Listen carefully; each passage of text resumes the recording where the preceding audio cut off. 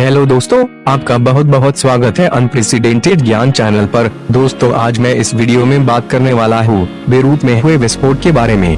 वो विस्फोट कैसे हुई, इससे बेरूत को कितना नुकसान हुआ, क्या इस नुकसान की भरपाई बेरूत कभी कर सकेगा? इन सभी सवालों के जवाब आपको इस वीडियो में मिलेगा। तो चलिए वीडियो को शुरू करते हैं। मिडल ईस्ट ग्रुप का एक देश है जिसका नाम है लेबनान और इसकी राजधानी है बेरूत। बेरूत सीपोर्ट के अधिकारियों द्वारा बहुत बड़ी गलती के कारण बेरूत में बहुत बड़ी ब्लास्ट हो गई, जिसकी वजह से इतनी बड़ी क्षति पहुंची है और शायद इस क्षति की पूर्ति बेरूत कभी न कर सके और इसी वजह से बेरूत को इंटरनेशनल हेल्प मांगने की जरूरत पड़ रही है। इस ब्लास्ट के पीछे एक पुरानी इतिहास है। 2013 में जॉर्जिया से एक शिप निकला था जो अफ्रीका जा रहा था। ये शिप टर्की के ऊपर से बॉस्फोरस जल संधि से सुएज कैनाल को पार करते हुए ये अफ्रीका के मोजाम्बिक जाने के लिए निकला था। समुद्र में पतले रास्ते को हम जल संधि कहते हैं और चौड़े रास्ते को हम चैनल कहते हैं। लेकिन ये शिप जब जॉर्जिया से निकला तब ये खुद ही लेबनान की राजधानी बेरूत सीपोर्ट पर रुका था और वहाँ से फ्यूल लिया। लेकिन जब ये शिप बेरूत सीपोर्ट पर रुका था तब वहाँ के अधिकारियों ने रोका तो देखा उस शिप में अमोनियम नाइट्रेट के बैरल रखे हुए थे और अमोनियम नाइट्रेट एक विस्फोटक की श्रेणी में आता है, जिसकी वजह से वहाँ के अधिकारी ये जांच करने लगे थे कि ये अमोनियम नाइट्रेट कहाँ से आया और कहाँ ये जाएगा। वो लोग उसकी कागजी जांच पड़ताल कर रहे थे। जब वो लोग इसकी जांच पड़ताल किए तो उन्हें मालूम हुआ कि इसकी कोई ठोस सबूत नहीं होने के कारण उस शिप को सीज कर लिया था, मतलब उस शिप को जब्त कर लिया था। 2013 से 2015 तक वो शिप बेरूत सीपोर्ट पर ही खड़ा रहा। 2015 में उस शिप से अमोनियम नाइट्रेट को निकालकर पास के वेयरहाउस में रख दिया गया था। ये अमोनियम नाइट्रेट के बैरल 2015 से इसी वेयरहाउस में थे। इसमें 2750 टन अमोनियम नाइट्रेट थी। इतनी बड़ी मात्रा में अमोनियम नाइट्रेट थी। इन अमोनियम नाइट्रेट का प्रयोग दो प्रकार से होता है। पहला खाद के रूप में इसलिए प्रयोग किया जाता है क्योंकि अमोनियम नाइट्रेट नाइट्रोजन का एक बहुत इम्पोर्टेंट सोर्स है और खेतों में इसका प्रयोग किया जाता है जिससे फसल बहुत अच्छी उगती है। दूसरा, इसका प्रयोग विस्फोट करने के लिए किया जाता है। इसका प्रयोग कोयला के खदानों में करते हैं चट्टानों को तोड़ने के लिए जिससे कोयला निकाला जा सके। लेकिन ये एक बहुत ही ज्वलनशील और विस्फोटक पदार्थ है, इसलिए इसे रखने के लिए कुछ नियम कानून है। जैसा जहाँ इसे रखा जाएगा वहाँ किसी भी तरह की लीकेज नहीं होनी चाहिए। जिस वेयरहाउस में रखा जाएगा वो पूरी तरह से फायर प्रूफ होनी चाहिए। वहाँ पर आग बुझाने वाले सारे इक्विपमेंट्स अवेलेबल होनी चाहिए।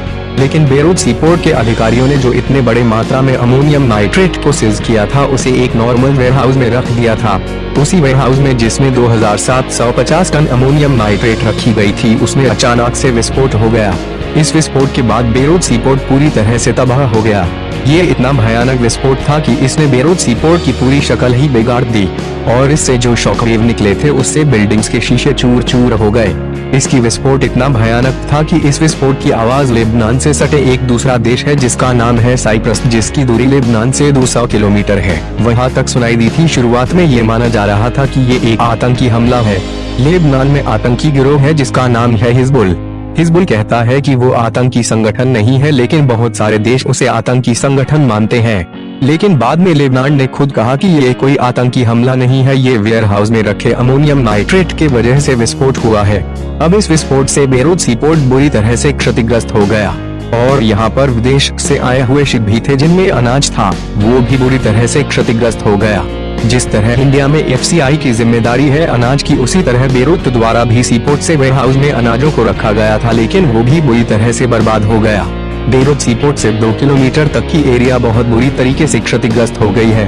अब बेरूत को इंटरनेशनल हेल्प पर डिपेंड है। बहुत सारी देशों ने उसकी मदद की भी है।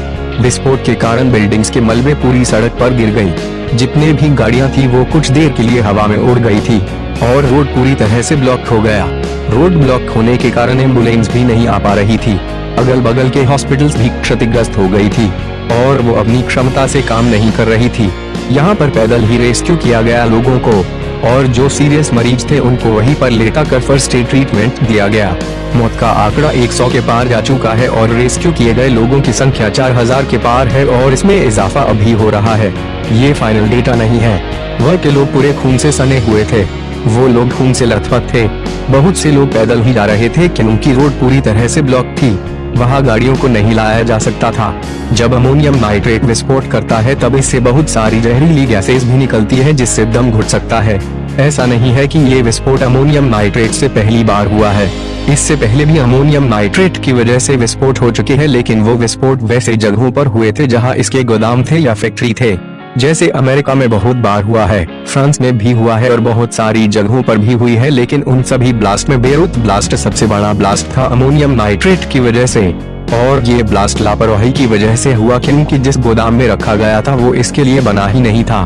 तो इस वीडियो में इतना ही, जल्द मिलता हूँ आपसे एक नए वीडियो के साथ। अगर वीडियो अच्छा लगा हो तो लाइक कर दीजिएगा। अगर आपने अभी तक चैनल को सब्सक्राइब नहीं किया है तो चैनल को सब्सक्राइब कर दीजिए और बेल आइकन को जरूर प्रेस कर दीजिएगा। Thank you for giving your precious time.